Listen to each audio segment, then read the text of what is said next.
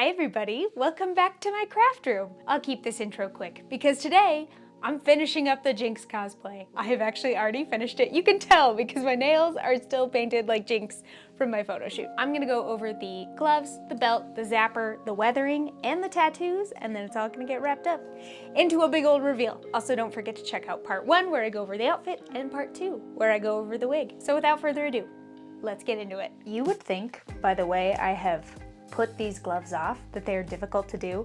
They're not. They're just kind of boring. Now her gloves are about elbow length.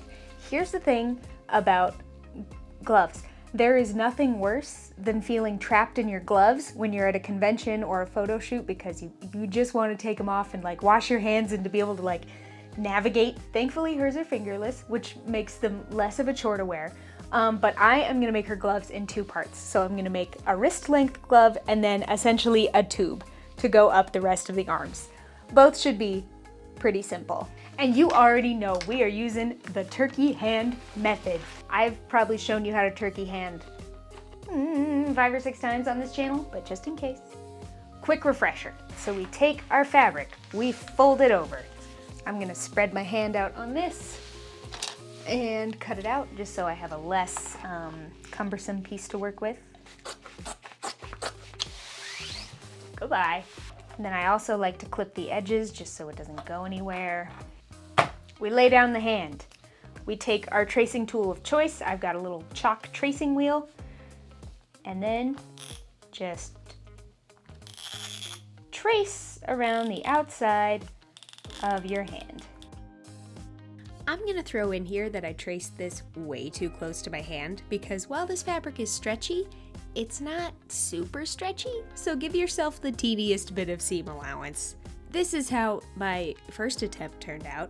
Oh, hey, that's not gonna work. But once you do get your sizing right, just sew around your chalk line and cut out your glove. And then it will fit much better. Repeat for both hands. For the long arms of my gloves, I just laid out my arm on the fabric and traced it with a more generous seam allowance this time, and once those were sewn up, I had my base gloves. Now for all of the slouchy arm warmers. I made the base of this back in part 1 of my Jinx series, so you can check that out on my channel. But I started by hemming the top and bottom of my pattern piece. She has a permanent crease in the purple arm warmer, so I just sewed a fold into it and then sewed it up the side. Jinx also has a dark gray striped piece, and I have this metallic spandex left over from Melanoy, but I'm going to use the wrong side of it. I taped off my stripes and painted them with fabric paint. I love being able to dig into my stash and use up my scraps in projects like this. I needed so little of it. I can't imagine how annoyed I would be if I had to get like a whole yard of this. Then I sewed the incredibly simple shape of tube, and the gloves and arm warmers were about done. The only thing left on the gloves were some spikes on the left knuckles. These are super easy, and I like that they screw together because gluing anything to this fabric is a nightmare I would not wish on my worst enemy. And there we go, gloves are ready for punching. Now that we've got some gloves, I'm gonna work on making her belts. Starting with the straps that actually go over the gloves on the left arm. I have this old purse I got when I was a teen. I'm no longer a teen, and I don't really use it anymore, and it has served its purpose well. So I'm gonna turn it into straps. Fast fashion, who is she? We don't know her. We save our stuff for like a decade and then use it in a cosplay later. We take the reuse, reduce, recycle very seriously. It's just made out of pleather. It's nothing too fancy, and so I can just use the rest of the pleather in the purse for other things. And there's some nice zippers on here. I like a nice zipper. To sew up my straps, I would like to introduce you to my new absolute baby. This is my vintage Viking sewing machine. Vintage machines are fantastic. I got this one from Facebook Marketplace. If you can find a vintage machine, I would highly recommend it. This one was made in 1978, and I like to think about trying to explain League of Legends to a 1978 housewife who almost surely had this machine. Hey girl, people still sew in the year 2025? Yeah, but it's weird now. The arm straps were so simple. I used the straps and the hardware from the purse, and they're adjustable, so they should stay up on my arm without a lot of fighting. For her belt, this was all the purse strap I have left, so I cut out a skinny rectangle of 2mm craft foam and used that as a structure layer for some faux leather fabric. I just wrapped the leather around the foam and then stitched it down. And it looks pretty close to the original purse strap, especially since I added more harvested purse bits to the straps.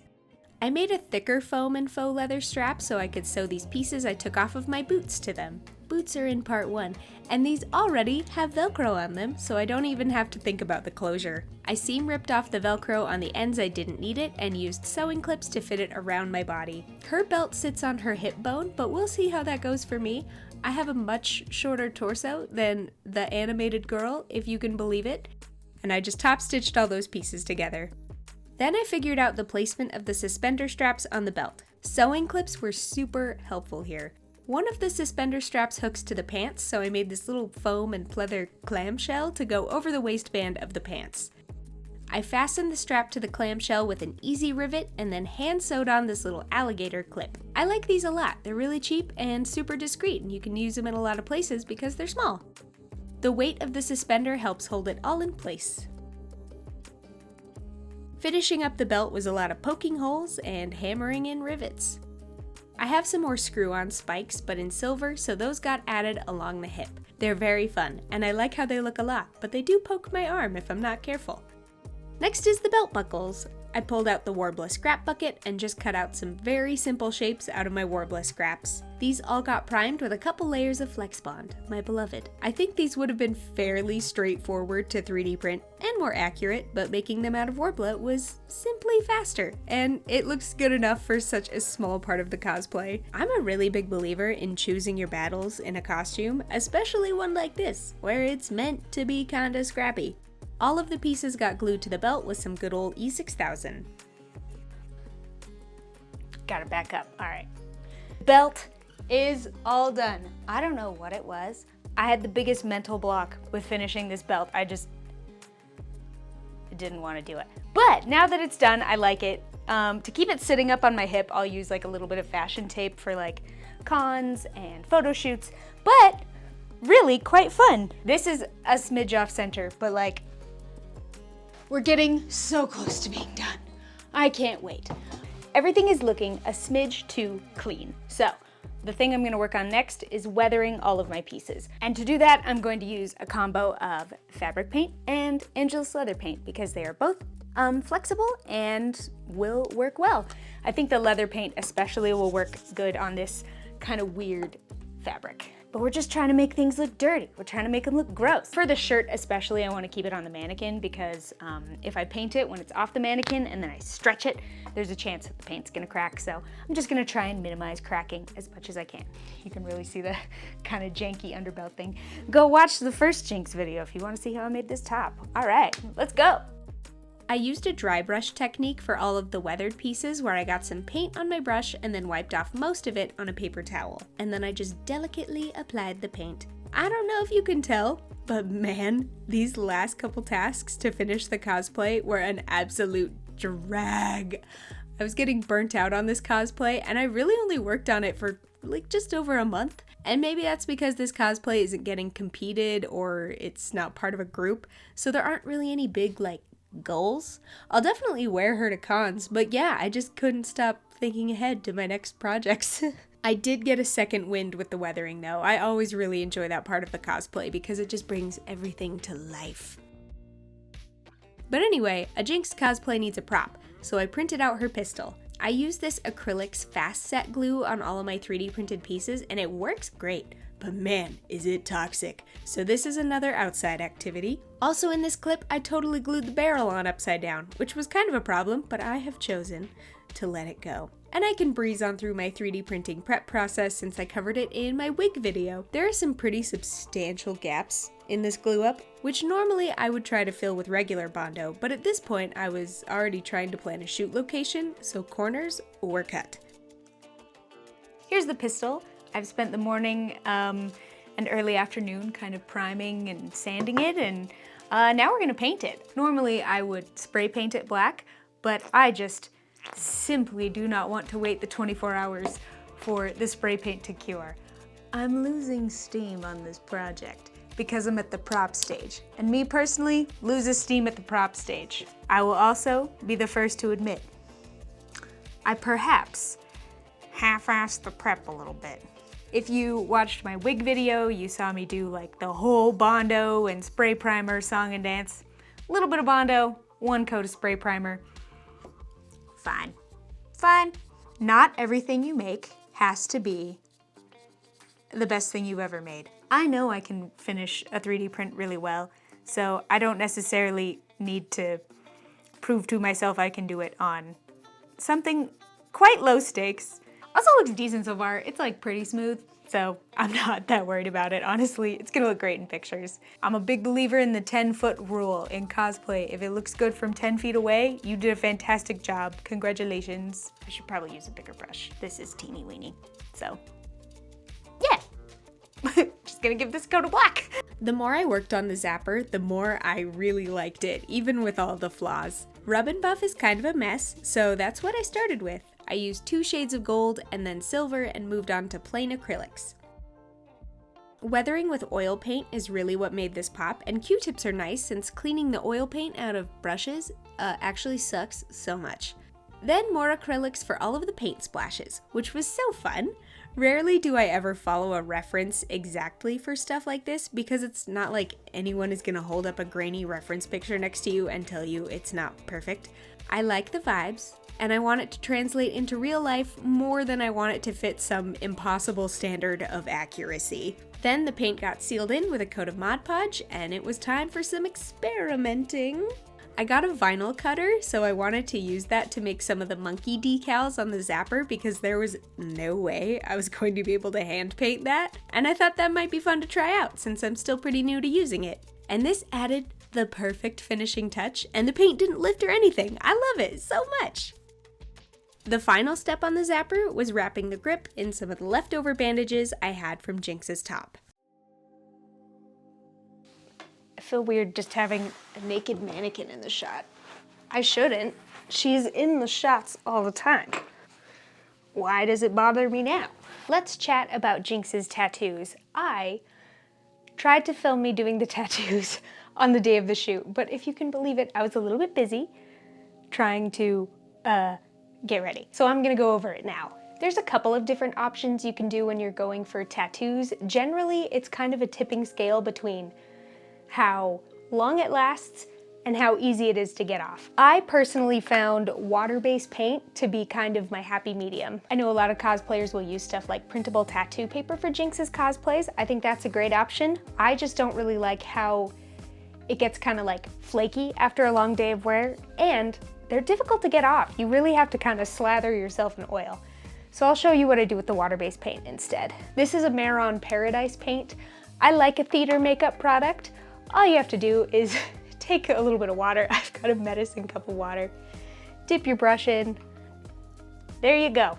You got your water-based paint.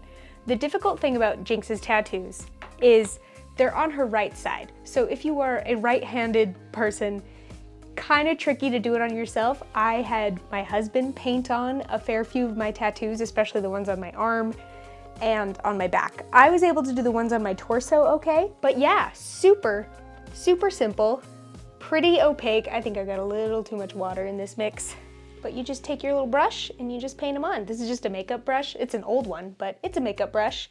And there's my little Jinx tattoo.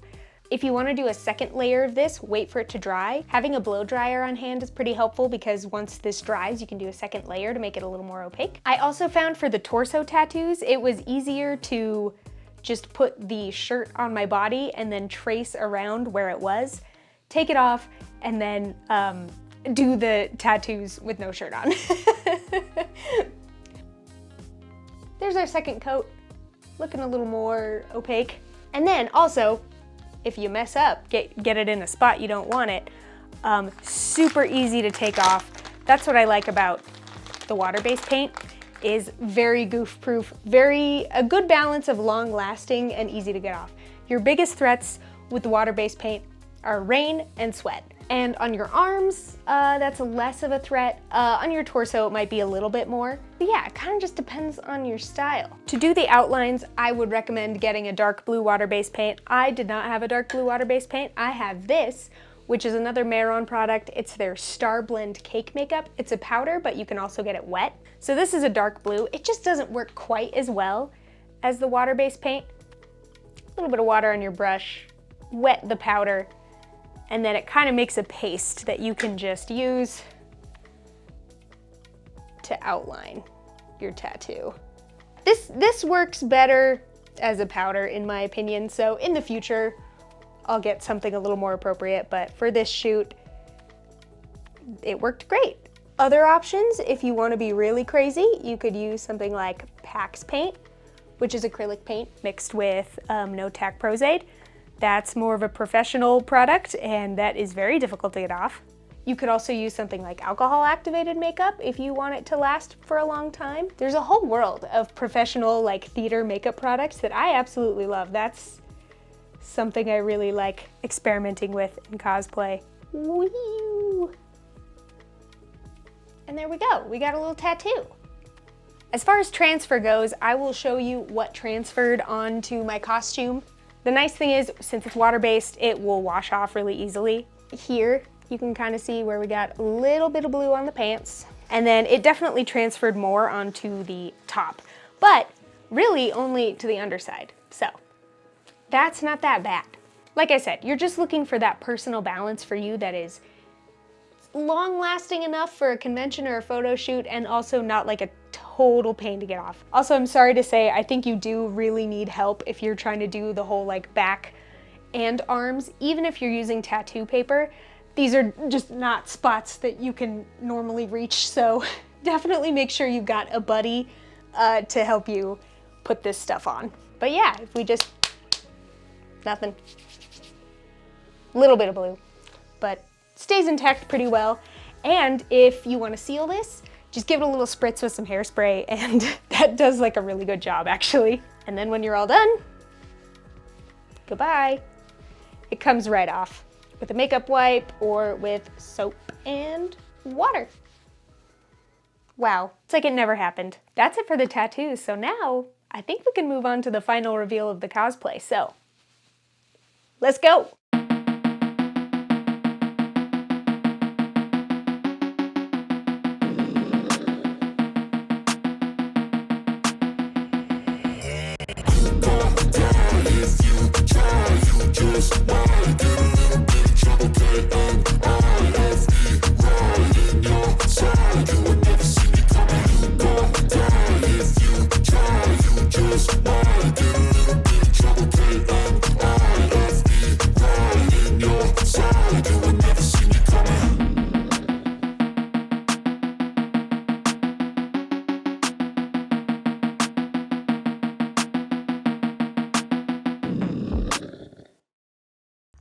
Home from shoot with sustenance. And Jinx is done! Thank you so much for sticking around with me during this project. I sure had a lot of fun. It was a good little palette cleanser, for sure.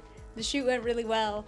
I'm excited to wear this to a con. I think it'll be pretty easy to wear. If you like cosplay and crafting content, make sure you subscribe to my channel. Next, I'm gonna be working on some competition builds, which were gonna be a little more intense. So if you're interested in that, stay tuned. If you wanna see what I'm working on right now, you can find me on Instagram and TikTok. And with that, I will see you next time. Bye!